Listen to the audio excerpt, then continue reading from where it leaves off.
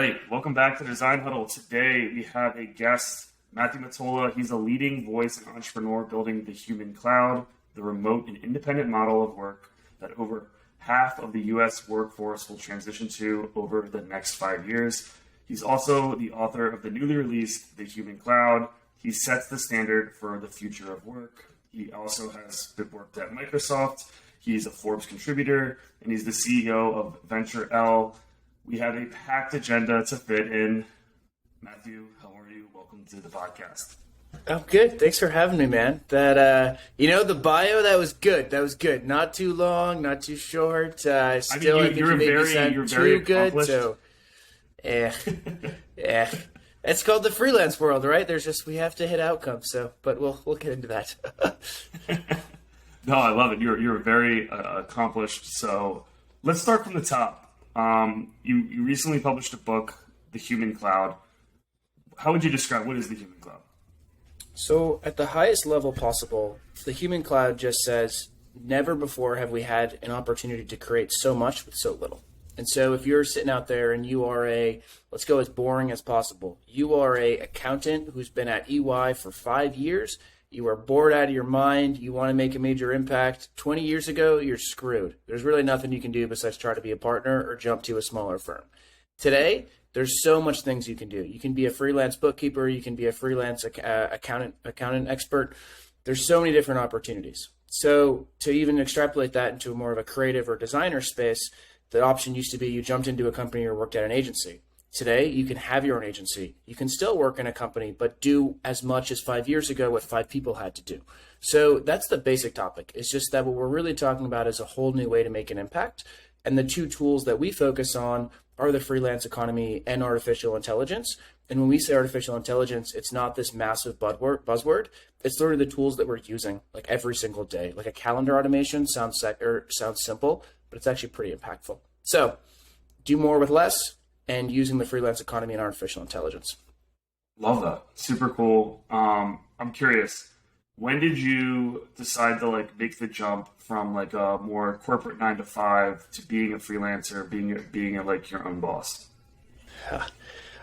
I will never actually make the jump, and I will never be one or the other. I think is one of the biggest misconceptions is that you have to either be just a freelancer or just a corporate sellout or just an entrepreneur. I'll always be fluctuating in between. And so I started my career freelancing, didn't know it was called freelancing. It was simply I had to make money and I can only work on a contract basis, right? And then 5 years later, I learned that was contracting. For me, it was business management. Yeah, I would walk down my small town street and I would go to every single business and I would say, how can I help? I can give you 15 competitors for $2,000. And one of them said yes. And then that turned into the next project and the next one. I sort of got older and I started working at Ernst & Young actually early on. Hated it, but because I had learned how to work in a contract-based way, I didn't necessarily freak out. I instead went to a grad school and said, look at all these outcomes that I've done, and this is what I'm going to do when I hop out.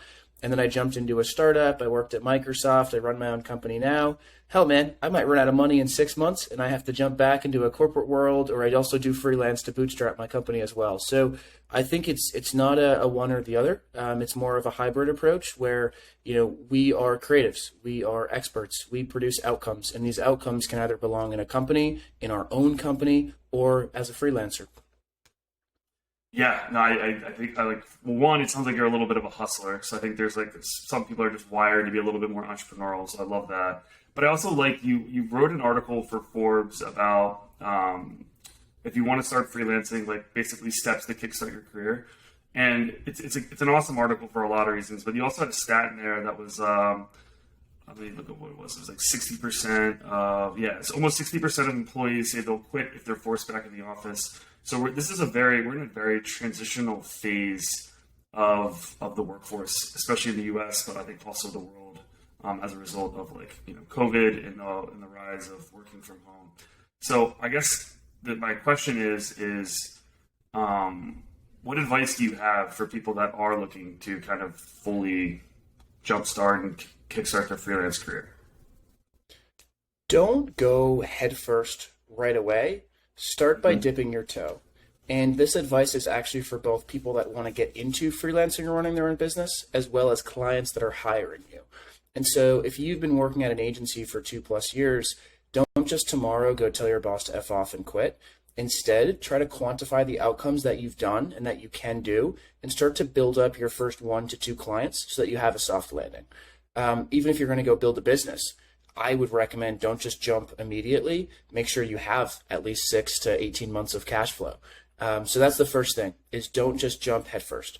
The second thing, though, is really ask yourself, why are you doing this? Because there's so many different answers out there of why, and there's so many different bullshitters of people who are going to try to sell you a course for whatever that is. And so if you want to be a career freelancer, that's incredible. You're going to have different metrics than someone that's doing it as a side project. And where this gets really, really tangible is that freelancing, when I look at sort of working for yourself, it's just a quicker way to create opportunities for yourself. Like there's this feedback loop, right? And when you work in a company for 2 years, you just get like 2 to 5 bullet points. Where when you work as a freelancer for yourself, you have all these outcomes that aren't sort of delayed or that aren't required to be on a corporate cycle.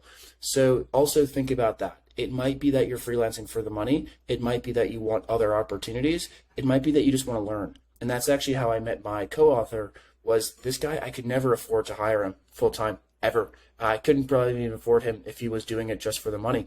But he was interested in helping young entrepreneurs that are interested in technology and automation.